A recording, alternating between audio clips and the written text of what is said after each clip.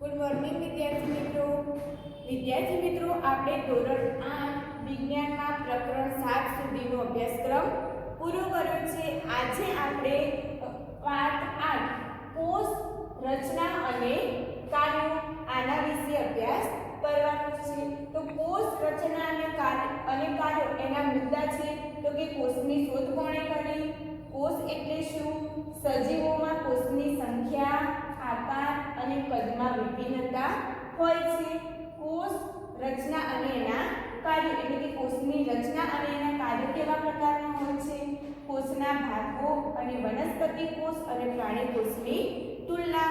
આ વિશે આપણે વિગતે અભ્યાસ એક સરસ મજાના વિડિયો દ્વારા કરીશું.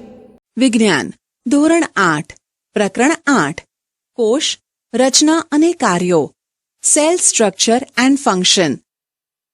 તમે આગળ અભ્યાસ કરી ચૂક્યા છો કે આપણી આસપાસની વસ્તુઓ કાં તો સજીવ છે કે નિર્જીવ. સાથે તમને એ પણ યાદ હશે કે બધા સજીવ કેટલાક મૂળભૂત કાર્યો કરે છે. શું તમે આ કાર્યોની યાદી બનાવી શકો છો? વિવિધ અંગોના સમૂહ જુદા જુદા કાર્યો કરે છે જે તમે સૂચિબદ્ધ કર્યા છે. આ પ્રકરણમાં તમે અંગોના રચનાત્મક મૂળભૂત એકમ વિશે અભ્યાસ કરશો જેને કોષ એટલે કે સેલ કહે છે. કોષની સરખામણી આપણે ઈંટો સાથે કરી શકીએ. જેવી રીતે ઈંટોને જોડીને ઇમારતનું નિર્માણ કરવામાં આવે છે એવી જ રીતે વિભિન્ન કોષો એકબીજા સાથે જોડાઈને પ્રત્યેક સજીવ શરીરનું નિર્માણ કરે છે. કોષની શોધ discovery of the cell. Robert હુકે 1665માં બૂચનો પાતળો છેદ લઈને સામાન્ય વિપુલ દર્શક સાધનની મદદથી અભ્યાસ કર્યો. બૂચ એ વનસ્પતિની છાલનો એક ભાગ છે. તેઓએ બૂચનો પાતળો છેદ લીધો અને તેને સૂક્ષ્મદર્શકની મદદથી અભ્યાસ કર્યો. તેઓએ બૂચના છેદમાં અનેક ખાના જેવી અથવા વિભાજિત ખંડો જેવી રચના જોઈ. તે ખાના મધમાખીના મધપૂડાના ખાના જેવા હતા. તેઓએ તે પણ જોયું કે પ્રત્યેક ખાના એકબીજા સાથે એક દિવાલ અથવા વિભાજન પટ્ટી દ્વારા છૂટા પડેલા હતા. હુકે પ્રત્યેક ખાનાને કોષ નામ આપ્યું. હુક દ્વારા જોવામાં આવેલ આ ખાનામય સંરચના વાસ્તવમાં મૃત કોષો હતા. સજીવોના જીવંત કોષોને વધુ સારા માઇક્રોસ્કોપની શોધ પછી જ જોઈ શકાયા. રોબર્ટ હુકના અવલોકનના લગભગ 150 વર્ષ પછી પણ કોષો વિશે ઘણી ઓછી જાણકારી હતી. પરંતુ આજે આપણે કોષની રચના તેમજ કાર્યો વિશે ઘણી બધી જાણકારી ધરાવીએ છીએ. આ વધારે વિવર્ધન ક્ષમતા ધરાવતા માઇક્રોસ્કોપ તેમજ અન્ય ટેકનિકની મદદથી શક્ય થઈ શક્યું. કોષ ધ સેલ. ઇમારત માટે ઈંટ તેમજ સજીવોમાં કોષો બંને મૂળભૂત સંરચનાત્મક એકમ છે. જેમ ઇમારતના નિર્માણમાં એક સમાન ઈંટોનો ઉપયોગ થાય છે પરંતુ ઇમારતની ડિઝાઇન, આકાર અને કદ અલગ હોય છે, તે જ પ્રકારે સજીવ સૃષ્ટિના સજીવો પણ એકબીજાથી જુદા હોય છે પરંતુ બધા સજીવો કોષોના બનેલા હોય છે. નિર્જીવ ઈંટોની સાપેક્ષમાં સજીવોના કોષોની સંરચના અત્યંત વધારે જટિલ હોય છે. મરઘીનું ઈંડું સરળતાથી જોઈ શકાય છે. શું તે એક જ કોષનો બનેલ છે અથવા કોષોનો એક સમૂહ છે? મરઘીનું ઈંડું એક કોષ છે તથા કદમાં મોટું હોવાથી તેને નરી આંખો વડે સરળતાથી જોઈ શકાય છે. સજીવોમાં કોષોની સંખ્યા, આકાર અને કદમાં વિભિન્નતા હોય છે. Organisms show variety in cell number, shape and size. વૈજ્ઞાનિકો કેવી રીતે સજીવ કોષનું અવલોકન તેમજ અભ્યાસ કરે છે? તેઓ માઇક્રોસ્કોપનો ઉપયોગ કરે છે જેથી સરળતાથી વસ્તુને મોટી જોઈ શકાય છે. કોષોની રચનાનો વિસ્તૃત અભ્યાસ કરવા માટે અભિરંજકનો ઉપયોગ કરવામાં આવે છે. પૃથ્વી પર લાખો સજીવો છે. તે આકાર તેમજ કદમાં ભિન્ન હોય છે. તેમના અંગો, આકાર, કદ અને કોષોની સંખ્યામાં પણ ભિન્ન હોય છે. ચાલો તેમાંથી કેટલાકનો અભ્યાસ કરીએ. કોષોની સંખ્યા, નંબર ઓફ સેલ્સ. શું તમે કોઈ ઊંચા વૃક્ષ અથવા તો હાથીના શરીરમાં જોવા મળતા કોષોની સંખ્યાનું અનુમાન લગાવી શકો છો? આ સંખ્યા અબજો ખરવોમાં હોય છે. મનુષ્યના શરીરમાં અબજોની સંખ્યામાં કોષો જોવા મળે છે, જે રચના તેમજ કદમાં જુદા હોય છે. કોષોના જુદા જુદા સમૂહ અનેક પ્રકારના કાર્યો કરે છે. 1 અબજ એટલે 100 કરોડ થાય. 1 કરોડ એટલે 100 લાખ થાય. જે સજીવોના શરીર 1 થી વધારે કોષોના બનેલા હોય છે તેને બહુકોષીય મલ્ટીસેલ્યુલર સજીવ કહેવાય છે. મલ્ટી બહુ, સેલ્યુલર કોષીય. નાના સજીવોમાં કોષોની સંખ્યા ઓછી છે, તેમ છતાં પ્રક્રિયાઓને કોઈ પણ પ્રકારે પ્રભાવિત નથી કરતા. તમને જાણીને આશ્ચર્ય થશે કે અબજો કોષોવાળા સજીવનું જીવન પણ એક જ કોષમાંથી શરૂ થાય છે, જે એક ફલિત અંડકોષ છે. ફલિત અંડકોષ એટલે કે ફલિતાંડ વિભાજન પામીને વિકાસ દરમિયાન કોષોની સંખ્યામાં વધારો કરે છે. આકૃતિ 8.3a અને b ને જુઓ. બંને સજીવો એક જ કોષના બનેલા છે. એક કોષ ધરાવતા સજીવોને એક કોષીય એટલે કે યુનિસેલ્યુલર સજીવો કહે છે. યુનિ એક, સેલ્યુલર કોષીય. એક કોષી સજીવો પણ એ બધી આવશ્યક ક્રિયાઓ કરે છે જે બહુકોષી સજીવો દ્વારા કરવામાં આવે છે. એક કોષી સજીવો જેવા કે અમીબા ખોરાકનું અંતઃગ્રહણ તથા પાચન કરે છે અને શ્વસન, ઉત્સર્જન, વૃદ્ધિ તેમજ પ્રજનન પણ કરે છે. બહુકોષી સજીવોમાં આ બધા કાર્યો વિશિષ્ટ કોષોના સમૂહ દ્વારા પૂર્ણ થાય છે. કોષોના આ સમૂહ પેશીઓનું નિર્માણ કરે છે તથા વિભિન્ન પેશીઓ અંગોનું નિર્માણ કરે છે. પ્રવૃત્તિ 8.1. શિક્ષક અમીબા તેમજ પેરામેશિયમની કાયમી સ્લાઇડ માઇક્રોસ્કોપમાં બતાવી શકે છે. તેના વિકલ્પ તરીકે શિક્ષક તળાવમાંથી પાણી એકત્રિત કરીને સ્લાઇડ બનાવીને તે પાણીમાં રહેલા સજીવો પણ બતાવી શકે છે. કોષોનો આકાર, શેપ ઓફ સેલ્સ. આકૃતિ 8.3a ને જુઓ. તેમાં બતાવ્યા પ્રમાણે અમીબાની આકૃતિને તમે કેવા પ્રકારે વ્યાખ્યાયિત કરશો? તમે કહી શકશો કે તેનો આકાર અનિયમિત છે. વાસ્તવમાં અમીબાનો કોઈ નિશ્ચિત આકાર હોતો નથી. તે તેના આકાર સતત બદલે છે. તેમના શરીરમાંથી બહાર નીકળતા વિવિધ લંબાઈના પ્રવર્ધોનું અવલોકન કરો, જેને ખોટા પગ એટલે કે સ્યુડોપોડિયા કહે છે. જેવું કે તમે ધોરણ 7માં અભ્યાસ કરી ચૂક્યા છો. આ પ્રવર્ધ ગતિ કરતી વખતે તથા ખોરાકનું અધિગ્રહણ કરતા સમયે દેખાય છે અને અદૃશ્ય થાય છે. પોતાનો આકાર બદલવાથી અમીબાને કયો લાભ થાય છે? અમીબાનો બદલાયેલો આકાર ખોટા પગના નિર્માણ થવાથી બને છે, જે તેને ગતિ પ્રદાન કરવામાં તેમજ ખોરાક ગ્રહણ કરવામાં મદદ કરે છે. મનુષ્યના રુધિરમાં જોવા મળતા શ્વેતકણ WBC પણ એક કોષીય સંરચનાનું ઉદાહરણ છે, જે પોતાનો આકાર બદલી શકે છે. શ્વેતકણ એક કોષ છે, જ્યારે અમીબા એક પૂર્ણ વિકસિત સજીવ છે, જેનું સ્વતંત્ર અસ્તિત્વ છે.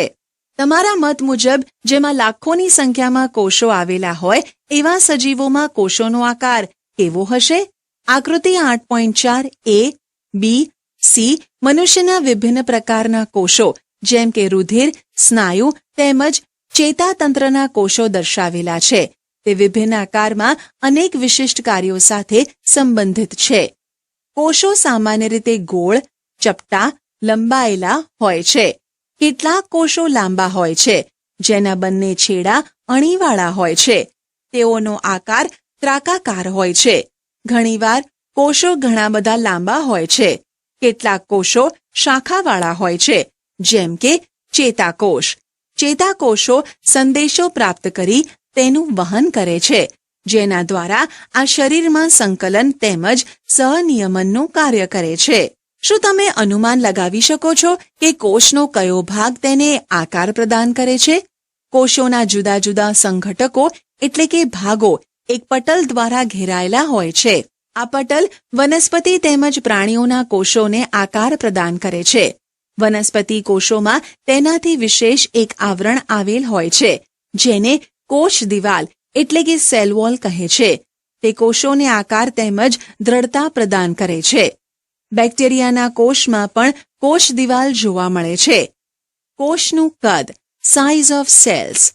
સજીવોમાં કોષનું કદ 1 મીટરના 10 લાખમાં ભાગ માઇક્રોમીટર અથવા માઇક્રોન જેટલું નાનું હોઈ શકે છે અથવા કેટલાક સેન્ટીમીટર જેટલા લાંબા પણ હોય છે. પરંતુ મોટા ભાગના કોષો અત્યંત સૂક્ષ્મ હોવાથી ખુલ્લી આંખો વડે જોઈ શકાતા નથી. તેને માઇક્રોસ્કોપ દ્વારા મોટા અથવા વિવર્ધન કરીને જોવા આવશ્યક છે. સૌથી નાના કોષનું કદ 0.1 થી 0.5 માઇક્રોમીટર છે, જે બેક્ટેરિયલ કોષ છે. સૌથી મોટો કોષ શામૃગનું ઈંડું છે. તેનું કદ 170 mm ગુણ્યા 130 mm હોય છે. પ્રવૃત્તિ 8.2 મરઘીના ઈંડાને ગરમ પાણીમાં ઉકાળો તથા તેનું કવચ દૂર કરો. તમને શું દેખાશે? એક સફેદ પદાર્થ કે જે કેન્દ્રસ્થ પીળા ભાગને વીંટળાઈને આવેલો છે. સફેદ ભાગ આલ્બ્યુમિન છે, જે ઉકાળવાથી ઘટ ભાગમાં પરિવર્તિત થઈ જાય છે. પીળો ભાગ જરદી છે. આ એક કોષનો ભાગ છે. તમે તેને માઇક્રોસ્કોપ વગર પણ જોઈ શકો છો. શું હાથીના કોષો ઉંદરના કોષોથી મોટા હોય છે? કોષનું કદ પ્રાણી તથા વનસ્પતિના કદ સાથે સંબંધિત હોતું નથી. એવું બિલકુલ પણ શક્ય નથી કે હાથીના કોષો ઉંદરના કોષોથી મોટા હોય. કોષના કદનો સંબંધ તેના કાર્યો સાથે હોય છે. ઉદાહરણ તરીકે ચેતાકોષ હાથી તેમજ ઉંદર બંનેના લાંબા તેમજ શાખિત હોય છે. તે ઉર્મી વેગના સ્થળાંતરણનું એટલે કે વહનનું કાર્ય કરે છે. કોષ રચના અને કાર્ય, સેલ સ્ટ્રક્ચર એન્ડ ફંક્શન. તમે અભ્યાસ કરી ચૂક્યા છો કે પ્રત્યેક સજીવ અનેક અંગ ધરાવે છે. તમે ધોરણ 7માં પાચક અંગો વિશે અભ્યાસ કરી ચૂક્યા છો કે જે ભેગા મળીને પાચન તંત્રની રચના કરે છે.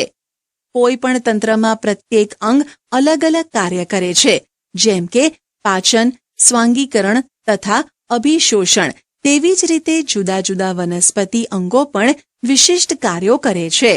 ઉદાહરણ તરીકે મૂળ, પાણી તેમજ ખનિજ ક્ષારોના શોષણમાં મદદ કરે છે. તમે ધોરણ 7માં અભ્યાસ કર્યો કે પર્ણો ખોરાક સંશ્લેષણ માટે જવાબદાર છે. દરેક અંગ એક નાના ભાગ દ્વારા નિર્માણ પામે છે, જેને પેશી કહે છે. નિશ્ચિત કાર્યો કરતા કોષોના સમૂહને પેશી એટલે કે ટિશ્યુઝ કહે છે. પહેલીને સમજાયું કે એક અંગ પેશીઓનું બનેલું છે, જે ખરેખર કોષથી બનેલી હોય છે. જીવંત સંરચનામાં કોષ એ મૂળભૂત માળખાકીય એકમ છે. કોષના ભાગો, પાર્ટ્સ ઓફ સેલ. કોષરસ પટલ, સેલ મેમ્બ્રેન.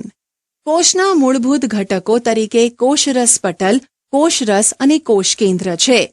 કોષરસ તેમજ કોષકેન્દ્ર કોષરસ પટલ દ્વારા ઘેરાયેલા હોય છે. કોષરસ પટલ એક કોષને બીજા કોષ તથા ઘેરાયેલ દ્રવ્યોથી અલગ કરે છે. કોષરસ પટલને જીવરસ પટલ પણ કહે છે.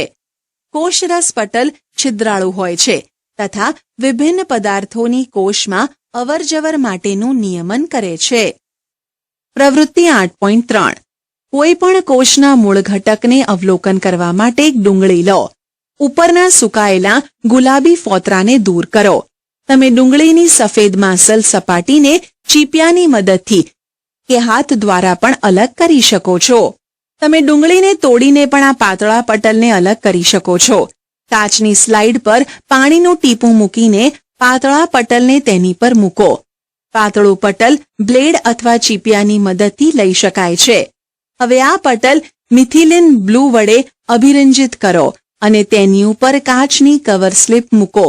ધ્યાન રાખો કે કાચની કવર સ્લિપની અંદર હવાના પરપોટા રહી ન જાય. ત્યારબાદ માઇક્રોસ્કોપમાં તેનું અવલોકન કરો. તેની આકૃતિ દોરી નામ નિર્દેશન કરો. તમે તેની સરખામણી આકૃતિ 8.5 સાથે કરી શકો છો. ડુંગળીના કોષનું સીમાસ્તર કોષરસ પટલ એટલે કે સેલ મેમ્બ્રેન હોય છે, જે એક વધારાના દ્રઢ આવરણ દ્વારા આવૃત હોય છે, જેને કોષ દિવાલ કહે છે. કોષના કેન્દ્રમાં ઘટ ગોળાકાર સંરચના હોય છે, જે કોષ કેન્દ્ર એટલે કે ન્યુક્લિયસ કહેવાય છે. કોષ કેન્દ્ર તેમજ કોષરસ પટલના વચ્ચે જેલી જેવો પદાર્થ આવેલ હોય છે, તેને કોષરસ એટલે કે સાઇટોપ્લાઝમ કહે છે. હું જાણવા માંગુ છું કે વનસ્પતિ કોષોને કોષ દિવાલની જરૂરિયાત શા માટે હોય છે? આપણે પહેલા જ અભ્યાસ કરી ચૂક્યા છીએ કે કોષરસ પટલ કોષને આકાર આપે છે. વનસ્પતિ કોષોમાં કોષરસ પટલની સાથે વધારાનું એક બહારની બાજુ જાડું પડ આવેલું હોય છે, જેને કોષ દિવાલ કહે છે. કોષરસ પટલની ફરતે આ વધારાનું પડ વનસ્પતિના કોષોના રક્ષણ માટે જરૂરી છે. વનસ્પતિ કોષોને તાપમાન, ઝડપથી ગતિ કરતી હવા, પવન, વાતાવરણીય ભેજ વગેરેથી રક્ષણની જરૂર છે. તે આ પરિવર્તનોથી પ્રભાવિત થાય છે, કારણ કે તે સ્થાન બદલી શકતી નથી. જેવી રીતે ડુંગળીના પટલની સ્લાઇડ તૈયાર કરી હતી, તેવી જ રીતે તમે ટ્રેડેસ્કેનિયા, ઇલોડિયા અથવા રોઇયાના પર્ણની છાલમાંથી પણ સ્લાઇડ બનાવી અવલોકન કરી શકો છો. પહેલીએ બુજોને પૂછ્યું કે શું તે પ્રાણી કોષનું પણ અવલોકન કરી શકે છે? પ્રવૃત્તિ 8.4 એક સ્વચ્છ ટૂથપીક લો અથવા માચીસની સળી લો, જેનો ગંધકવાળો છેડો તોડી નાખેલો હોય. તેની મદદથી ગાલની અંદરની સપાટીને ધીમે ધીમે ખોતરો અને તે દ્રવ્યને કાચની સ્લાઇડ પર રાખેલ પાણીમાં રાખો. તેમાં આયોડીનનું એક ટીપું ઉમેરો અને તેના ઉપર કવર સ્લિપ મૂકો, અથવા વિકલ્પ સ્વરૂપે મિથિલિન બ્લૂના 1-2 ટીપાં લઈ શકો છો. હવે સ્લાઇડનું અવલોકન માઇક્રોસ્કોપમાં કરો. તમને ગાલના પડમાં અનેક કોષો જોવા મળશે. તમે કોષરસ પટલ, કોષરસ અને કોષ કેન્દ્રને ઓળખી શકશો. પ્રાણી કોષોમાં કોષરસ, સાયટોપ્લાઝમ. કોષરસ એ કોષરસ પટલ અને કોષ કેન્દ્રની વચ્ચે જેલી જેવા દ્રવ્ય સ્વરૂપે હાજર હોય છે. કોષના બીજા અન્ય ભાગો અથવા અંગિકાઓ કોષરસમાં આવેલી હોય છે. અંગિકાઓ જેવી કે કણાભસૂત્ર, ગોલ્ગી કાય, રિબોઝોમ્સ વગેરેનો અભ્યાસ તમે હવે પછીના ધોરણમાં કરશો. કોષ કેન્દ્ર, ન્યુક્લિયસ. સજીવ કોષનો એક મહત્વનો સંઘટક છે. સામાન્યતઃ આ ગોળાકાર હોય છે અને કોષના મધ્ય ભાગમાં ગોઠવાયેલ હોય છે. તેને સરળતાથી અભિરંજિત કરીને માઇક્રોસ્કોપની મદદથી જોઈ શકાય છે. કોષ કેન્દ્ર કોષરસથી એક પટલ દ્વારા અલગ થયેલું હોય છે, જેને કોષ કેન્દ્ર પટલ કહે છે. આ પટલ પણ છિદ્રાળુ હોય છે તથા કોષરસ તેમજ કોષ કેન્દ્રની વચ્ચે પદાર્થોની અવરજવર માટેનું નિયંત્રણ કરે છે. ઉચ્ચ વિવર્ધન ક્ષમતાવાળા માઇક્રોસ્કોપમાં જોતા કોષ કેન્દ્રમાં એક નાની ગોળાકાર સંરચના જોવા મળે છે, જેને કોષ કેન્દ્રિકા કહે છે. તેના સિવાય કોષ કેન્દ્રમાં દોરી જેવી સમાન સંરચનાઓ પણ જોવા મળે છે, જેને રંગસૂત્રો એટલે કે ક્રોમોઝોમ્સ કહે છે. તે જનીન, જીન્સ ધરાવે છે તથા આનુવંશિક લક્ષણોનું પિતૃપેઢીમાંથી સંતતિ પેઢીમાં વહન કરે છે. રંગસૂત્ર કોષ વિભાજન દરમિયાન જ જોવા મળે છે. જનીન, જીન. સજીવોમાં આનુવંશિકતાનો એકમ જનીન છે. તે પિતૃપેઢીમાંથી સંતતિ પેઢીમાં આનુવંશિક લક્ષણોનું વહન અને નિયંત્રણ કરે છે. તેનો અર્થ એ છે કે માતા પિતાના કેટલાક લક્ષણો જનીનો દ્વારા તમને પ્રાપ્ત થાય છે. જો તમારા પિતાને બદામી આંખો હોય તો સંભવ છે કે તમને પણ બદામી આંખો હોય. જો તમારી માતાને વાંકોડિયા વાળ હોય તો સંભવ છે કે તમને પણ વાંકોડિયા વાળ હોય. પરંતુ પિતૃમાંથી પ્રાપ્ત વિભિન્ન સંયોજિત જનીન પ્રાપ્ત થવાના કારણે લક્ષણો ભિન્ન પણ હોઈ શકે છે. આનુવંશિક લક્ષણોથી વિશેષ કોષ કેન્દ્ર કોષની ક્રિયાઓનું પણ નિયમન કરે છે. સજીવ કોષમાં સમગ્ર સંઘટકને જીવરસ એટલે કે પ્રોટોપ્લાઝમ કહે છે. તેમાં કોષરસ અને કોષ કેન્દ્ર બંનેનો સમાવેશ થાય છે. જીવરસ કોષનો જીવંત ઘટક તરીકે ઓળખવામાં આવે છે. પહેલી જાણવા માંગે છે કે શું વનસ્પતિ, પ્રાણીઓ અને બેક્ટેરિયાના કોષમાં કોષ કેન્દ્રની રચના એક સમાન હોય છે? બેક્ટેરિયલ કોષનું કોષ કેન્દ્ર બહુકોષીય સજીવના કોષ કેન્દ્રની જેમ સુયોજિત નથી હોતું. તેનામાં કોષ કેન્દ્ર પટલની ગેરહાજરી હોય છે. એવા કોષો જેમાં કોષ કેન્દ્ર દ્રવ્ય કોષ કેન્દ્ર પટલ વગર હોય છે તેને આદિ કોષ કેન્દ્રીય કોષ, પ્રોકેરિયોટિક સેલ કહેવાય છે.